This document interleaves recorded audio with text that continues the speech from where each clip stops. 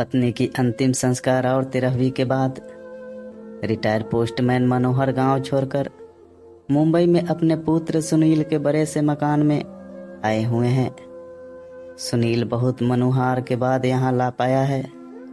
वह पहले भी कई बार प्रयास कर चुका था, लेकिन माँ ही बाबूजी को यह कहकर रोक देती थी कि कहाँ वहाँ बेटे बहू की जिंदगी में दखल देने चलेंगे। यही ठीक है, सारी जिंदगी यहीं गुजरी है और जो थोड़ी सी बची है उसे भी यहीं रहकर काट लेंगे। बस बाबूजी की इच्छा मर जाती, पर इस बार कोई साक्षात अवरोध नहीं था और बेटे के स्नेह से अधिक ताकत नहीं थी, इसलिए मनोहर मुंबई आ ही गए हैं। सुनील एक बड़ी कंपनी में इंजीनियर है। उसने आलीशान घर और गाड़ी ले रखी है। घर में घुसते ही मनोहर ठिठक कर रुक गए। गुदगुदी मेज पर पैर रखे ही नहीं जा रहे हैं। उनके दरवाजे पर उन्हें रोका देखकर सुनील बोला, आइए बाबूजी, अंदर आइए। बेटा, मेरे गंदे पैरों से यह कालीन गंदी तो नहीं हो जाएगी? बाबूजी, आप उसकी चिंता ना करें, आइए यहाँ सोफे पर बैठ जाइए। सहमे हुए कदमों में चलते हुए मनोहर जैसे ही सोफे पर बैठे तो उनकी चीख निकल गई। उनके बैठते ही नरम और गुदगुदा सोफा की गद्दी अंदर तक धंस गई थी। इससे मनोहर चिहुक कर चीख पड़े थे। चाय पीने के बाद सुनील ने मनोहर से कहा, बाबूजी आइए, आपको घर दिखा दूं अपना। बाबूजी कहते हैं, जरूर बेटा, चलो। बाबूजी, ये है लॉबी जहां हम लोग चाय पी रहे थे। यहाँ पर कोई भी अतिथि आता है तो चाय नाश्ता और गपशप होती है। यह डाइनिंग हॉल है, यहाँ पर हम लोग खाना खाते हैं। बाबूजी, ये रसोई है और इसी से जुड़ा हुआ यह भंडार घर है। यहाँ रसोई से संबंधित सामग्री रखी जाती है।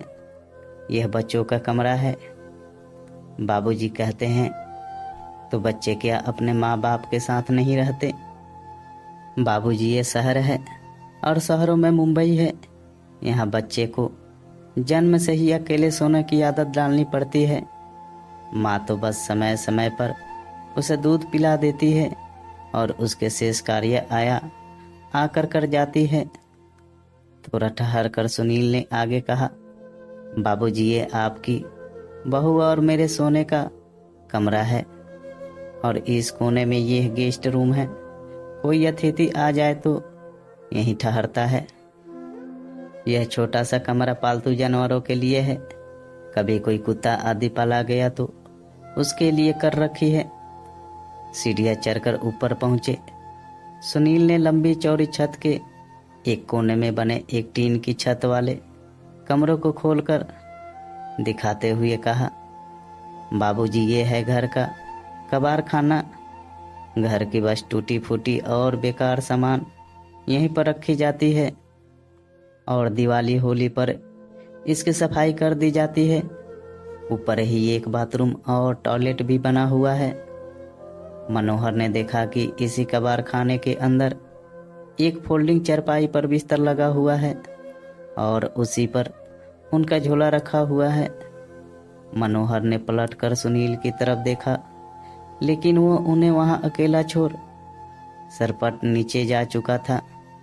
मनोहर उस चारपाई पर बैठकर सोचने लगे कि कैसा ये घर है जहां पाले जाने वाले जानवरों के लिए अलग कमरे का विधान कर लिया जाता है, लेकिन बूढ़े माँ बाप के लिए नहीं।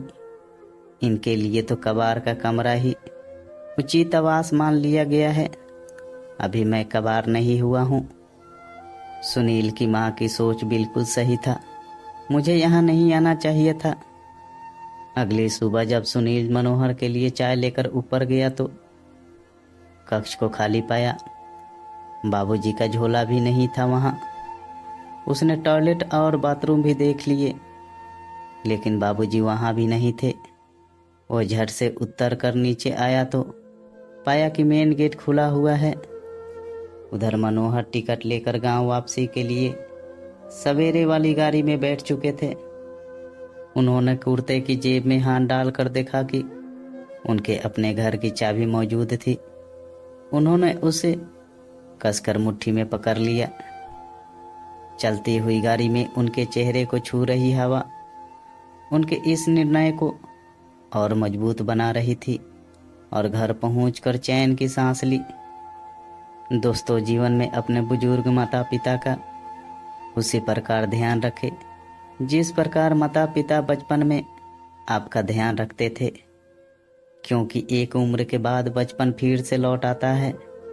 इसलिए उस पड़ाव पर व्यस्त जिंदगी में से समय निकाल कर उन्हें भी थोड़ा समय दीजिए, अच्छा लगेगा।